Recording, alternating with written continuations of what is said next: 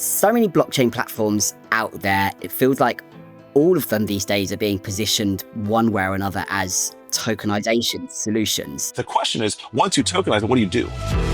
Most of what you see today is marketing. It's fluff. So let's tokenize it and see where it goes, right? When people come to us, it becomes an actual thing they really want to use. What did you think was missing from existing chains that you set about to provide with Plume?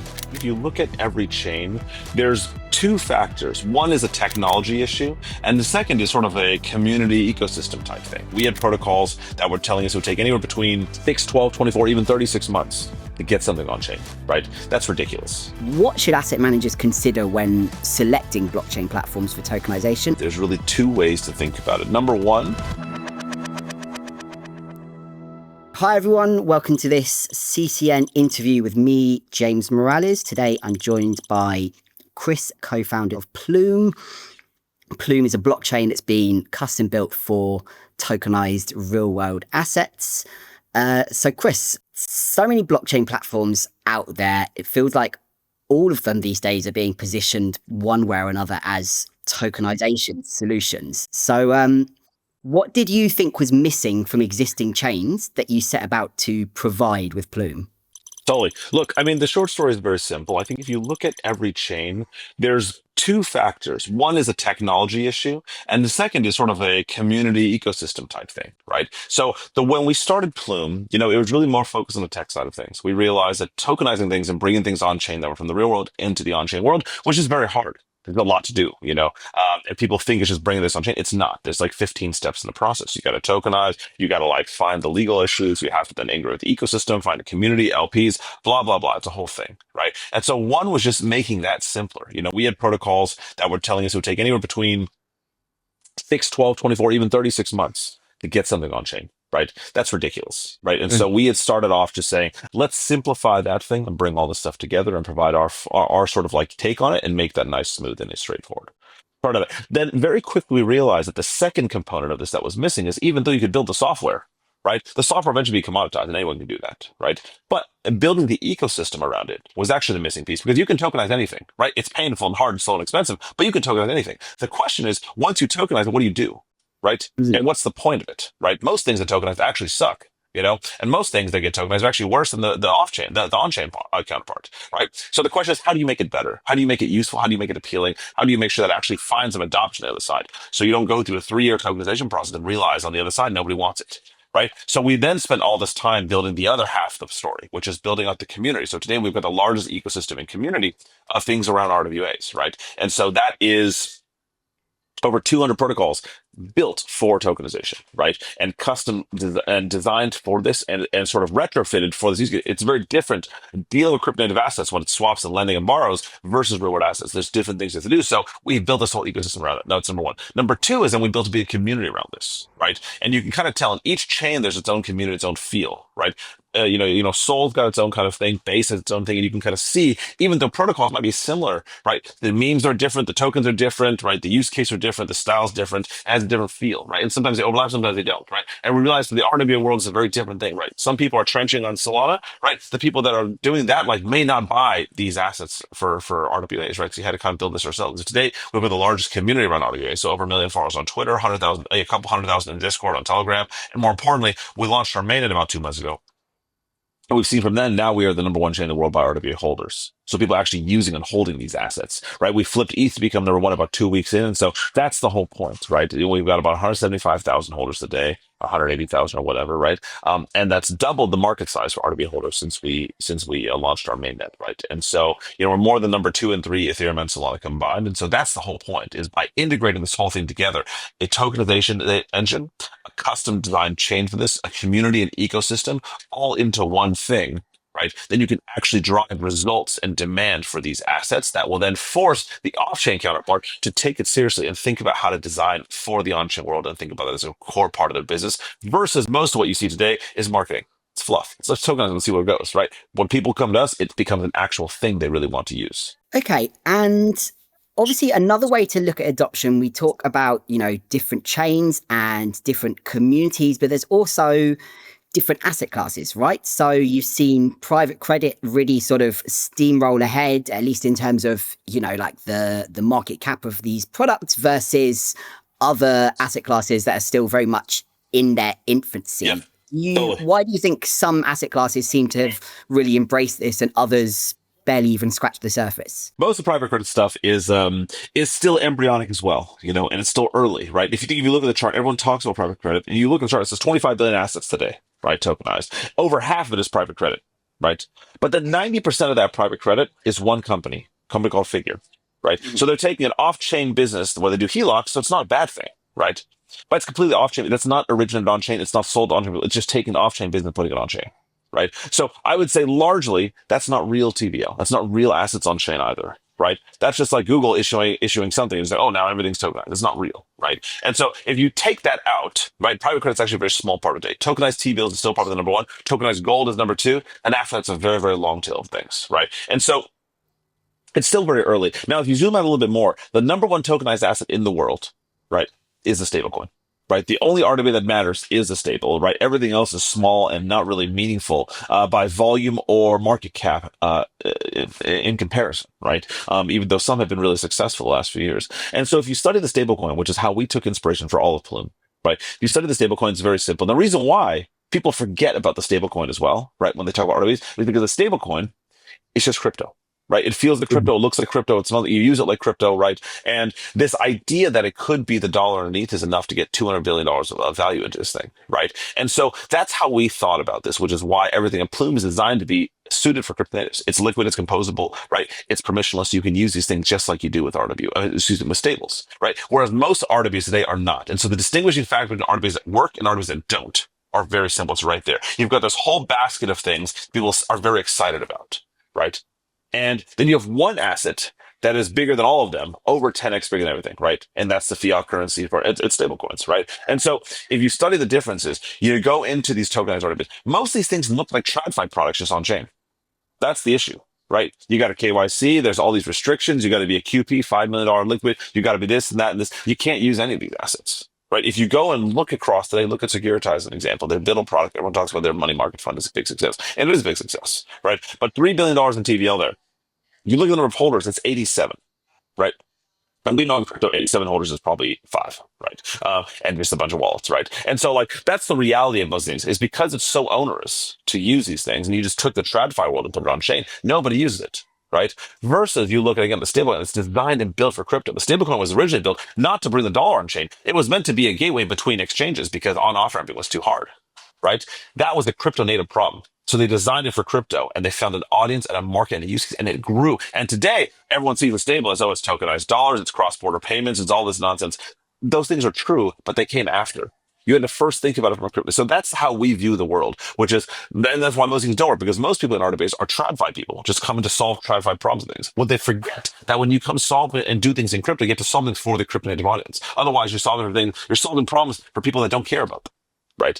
So that's how we view these things today. That's why today, if you go to, again, you look at something like Biddle, right? 81 holders. You look at, a bunch of these products, there's hundreds of holders, right? Versus you look at something like take DAI, right? Or take the stable again. It's hundreds of thousands of dollars, billions of transaction volume, right? It's really well integrated into the ecosystem and into crypto, right? And you look at something like Mineral Vault, right? Mineral Vault's one of our protocols, right? What they do is they take oil rigs, right, and tokenize them, right? And in Texas, they call this mailbox money. Right? Because if you own one, right, you rent this thing out, you rent it out to Exxon, you just print it cash, right? It does one thing, right? It turns oil into dollar bills, right? That's what you want, right? Now, to access that today, you have to find it, you got to diligence it, you got to like do this whole thing. It's like a pain to manage, right? Now, what this fund has done is they tokenized this whole thing. They took a basket of 3,000 things together, right? And then they use it themselves. They take a small bit and put it on chain for the community to get a hint of, right? The APY you get from there is anywhere between 12 to 20.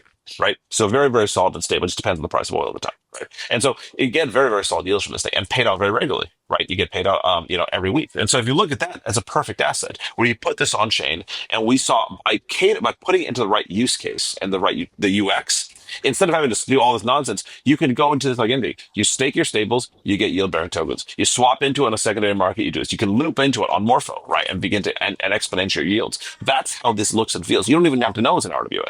You just know that it's a 12 to 20% APY, right? And you can use this thing. So that is how we think about RWAs today. And through that, we've seen Mineral Vault, right? Mineral Vault has 600,000 holders in America, right? That hold mineral rights to oil wells, right? in just 2 months of doing it in this way and putting it on chain, we've got over 80,000 holders now of this on chain. On chain. So a huge part of their constituency and shareholder base is now on chain. And so now they got to think about, how do I design for this world? How do I build products for this audience? How do I really manage this as well? Right. And so that's the success we want to see from this kind of stuff and these assets, and how that influences the real world to think more about it and bring more things in. And why do you think we ended up with this situation where stablecoins kind of get lumped in a separate category? Because, in an important sense, a stablecoin and a tokenized money market fund, they're really not that different, except that, USDT never promised any yield. So, yes, except they keep all of it, right? Pablo keeps all the money himself, Exactly. But yes. So why did we end up in this situation where they're treated so differently? Totally. The reason is actually very simple. It's because stablecoins today, right, versus RWAs and money market funds, and these things are grouped together, right? When an RWA today, like if you look at RWAs today, people describe it as a big category, right? Because there's so many things in there. You've got things like, you know, money market funds, you've got wine, you've got oil, you've got all kinds of nonsense together, right? Private credit, all these different categories. There's not a single category in the real world where you group those things into one. Pokemon cards and financial instruments are not in the same group, but in RWAs they are. Right. And it's because RWAs are a categorical, it's a grouping of a category versus a descriptive name. The stablecoin it has utility. It has people want it. Right. And there's something to do with it. So it's been pulled out of that category into its own thing. So the name, even though it's a small thing, the name itself describes what you do with it. It's a stablecoin. And because people know what to do, it's useful. It has its own feel now. Versus the other ones, it's a basket of things that we don't know what to do with. Right, is a basket of things that seem interesting, but no one seems to care enough to define. Right, and so that's why today most of these things are grouped as RWAs. It's a basket of shit. It could be Pokemon cards, could be art, could be wine, could be whiskey, could be financial instruments, could be whatever. Right, we don't know, but these are real things. Sure, and they're probably useful. That's kind of how it's been seen as. Whereas a stablecoin, we know the value. We know a stablecoin has a very specific meaning, usage, and a specific feel that it comes to the user. So that's what it is today. And basically, as the market evolves here, all these different assets within here will get pulled out. When they have real escape velocity and adoption, they'll get pulled out into their own category, right? Tokenized money market funds are about to make that transition, right? Where it's like, okay, becomes a real thing now. So you can see when it becomes useful, it becomes its own thing. Okay, so I wanted then to ask you about asset managers, which are obviously driving a lot of the interest in RWA sort of tokenization. And my question is, what should asset managers consider when selecting blockchain platforms for tokenization, and how do these considerations maybe vary for different asset classes? For sure. I think the number one thing to focus on is trying to remember what the point of this all is, right? For most of these asset managers today, there's really two ways to think about it. Number one is you're doing a marketing thing, right? You're tokenizing something, it's experimental, you want to see if it works, blah, blah, blah, right? Not bad, but that's what a lot of these things are. Right. The second thing, right, that people are doing is they're actually trying to grow their businesses, and they think about the on-chain world as a new category of users to sell their products into. Right. And if that's the case, then you really got to think about a couple things, which I think is the right way for what it's worth. But there's really two ways. Again, going back to it, I think most things you tokenize and bring on chain actually become worse. Right? Take a money market fund, right? A money market fund today in your bank account is actually much better, right? It's safe, it's insured, it's all these things, and even simpler, it's cheaper, right? You bring this thing on chain. Now I'm not only taking some more contract risk, all the people that help me get here, I'm taking fees on, right? So I'm losing money, right? And so it's actually much worse. So how do you make it better? Why would anyone buy this thing? Access is one important component. So don't get me wrong there, right? But understanding how to actually make this product better than before is the thing, right? And how do you do that, right? It's by understanding how to build it into the ecosystem, right? Why do people want these tokens? It's because they're composable. And you can do all kinds of crazy shit with it once it's on chain, right? And that's what people like. And so by finding a place where you can actually plug this into a community, so there's actual demand for it. The number two, right, actually put into an ecosystem so the fundamental nature of the product changes, right? Take private credit. Private credit, as a simple example, you take a 6-month duration credit line, right, that has 25% APY. Awesome, great, right? Good APY, but it's 6 months, right? 6 months in crypto is like 10 years, right? I'm not holding anything for 6 months, So how do you actually make this a better product, right? And truth is, lending to a Vietnamese auto shop or whatever, right, and hoping that works, and to get my 25% APY doesn't sound very safe. I'd rather hold a smart contract and like 20x loop it, because at least if it works, I'm at least getting my money back, and I paid for the risk, right? So how do you actually make this thing better? Well, because you turn into a token, you can now split this thing up. Right now, you can make this thing multiple types of tokens, right, and match the yield and the risk and the duration to who wants it to be, right. So instead of a 1 6 month loan, now it can be one loan for 1 month, one for 2 3 4 5 6, and the yield changes accordingly, right. If you only hold for a month, instead of 25%, you're getting maybe 6. Right. Then 2 months you get 12. Then 3 months you get, and so in this way, if you hold for 6 months, they're getting 45% as you want. Right. It's called term transformation. Right. So that's kind of what you can do with these things. So that's the real question when you think about selecting different places to go to. The question is, who's actually going to buy this thing?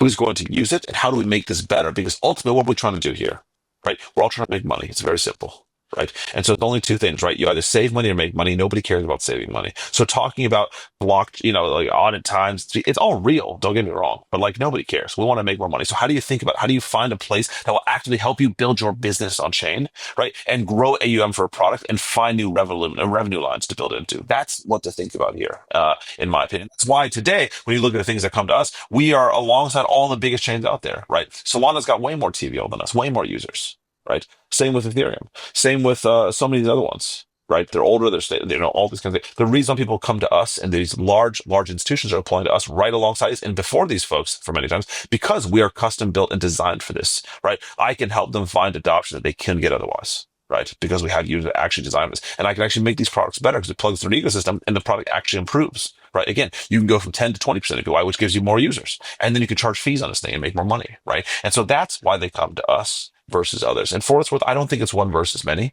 Right, we built Plume with one simple idea: to grow all of crypto.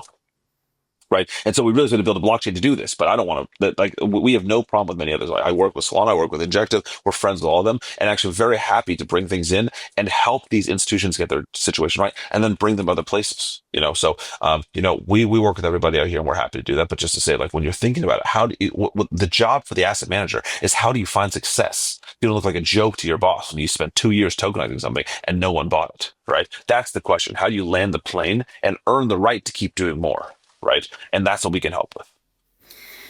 Okay. And obviously we've spoken, as you just said, this is a very competitive landscape with different chains offering different features, but doesn't this create the risk that liquidity becomes fragmented across different chains, having so many different propositions out there? For sure. And that's why we built this chain, because initially you need to bootstrap this ecosystem, right? You need the liquidity, you need the users, you need the ecosystem in place. I think more about it as liquidity. Fragmentation is a real problem for sure, right?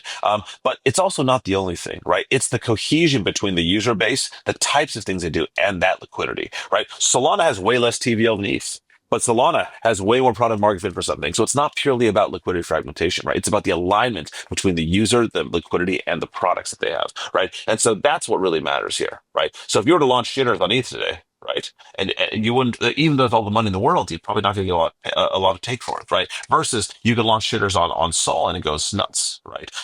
And so that's the difference. And then that's step one, which is just trying to align more than just pure liquidity. It's users, liquidity, and ecosystem, and having that all paid in the same direction. And then number two, then over time, there's so many protocols doing great work, right, across bridging and across chain abstraction, across intents, and all those kinds of things, and that will alleviate this liquidity fragmentation problem. So right now, you have to build your own little ecosystem to make it work. And over time, as that begins to abstract away, like for example, our bridging stuff, it's done in partnership with Layer Zero, right? And so like the idea is that we can make this a very simple destination for people. They just work with LZ and it kind of goes everywhere. They don't have to think about fragmentation and where to go. We obviously spoke a little bit about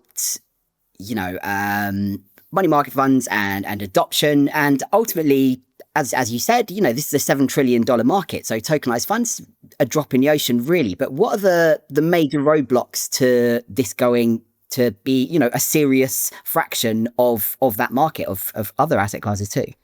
Totally. I think it's two things. Number one is just the stuff that we are doing today, right? Around the infrastructure, technology, and just ecosystem growth. Like all these things today make it easier, right? And so, again, even today, right? We tokenize funds, the largest companies in the world. It still takes 6 to 12 months. Like it's still that's just a thing that's the thing that's very real that we have to fix. It needs to be the push of a button. Right. When you launch tokens on Pump, right, it's literally a click of a button. We need to get to that. Right, that's a starting point. Number two is the regulatory piece, right? And we do a lot of work there around in the SEC. Teddy and I were fortunate to go spend time with the Crypto Task Force and Treasury and meet President Trump and all of that, and then also spend time with HKMA in Hong Kong and Abu Dhabi, right? So I think it's having regulation across the world, right, that really opens the door for more capital, more users, and more markets to come in. I think it's an enormous part of the story, right? And then of course the third thing that ultimately helps grow this asset class and become a real thing here is just the on-chain audience maturity, right? As the ecosystem grows, right, people want new things, right? The reason why you have this counterweight, we were all just highly levered to BTC and ETH for years, right? Finally, we had stables, and so now the meta is, right, you hold this one up and you rotate to stables and so on, and you just farm stables, right? And so that's kind of like what people are doing now, right? And so as the sort of GDP of crypto grows, this sort of desire for new types of assets and new types of things also grows, right? So today, when you have on-ramping from both BTC people, you have people that love trenching, you have people that are in Latin America, right, and other places that are built on the stablecoin, they all have different use cases. And all those things kind of come together,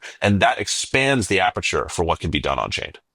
And so it's the combination of all those three things that are happening right now that make this market insane, right? And it's just going to explode in a way that people don't understand, right? Again, like you said, crypto today, and only recently, is a $4 trillion asset class. It's historically been around three, right? And the on-chain growth, the real world assets economy is thousands of trillions of dollars, right? BlackRock alone is one company that has $12 trillion under management, right? And so that's one firm that has more than all of crypto combined, 3-4x, And so when we do a tiny bit of this right, the market cap and the size of crypto is going to explode in a way that people don't understand, And so that's what is so interesting and crazy about this market, exciting about it. Okay, thank you. Well, thank you very much for your time, Chris. It's been great talking to you. Super insightful chat. Awesome. Thanks for having me. Appreciate it. And we'll catch you guys soon.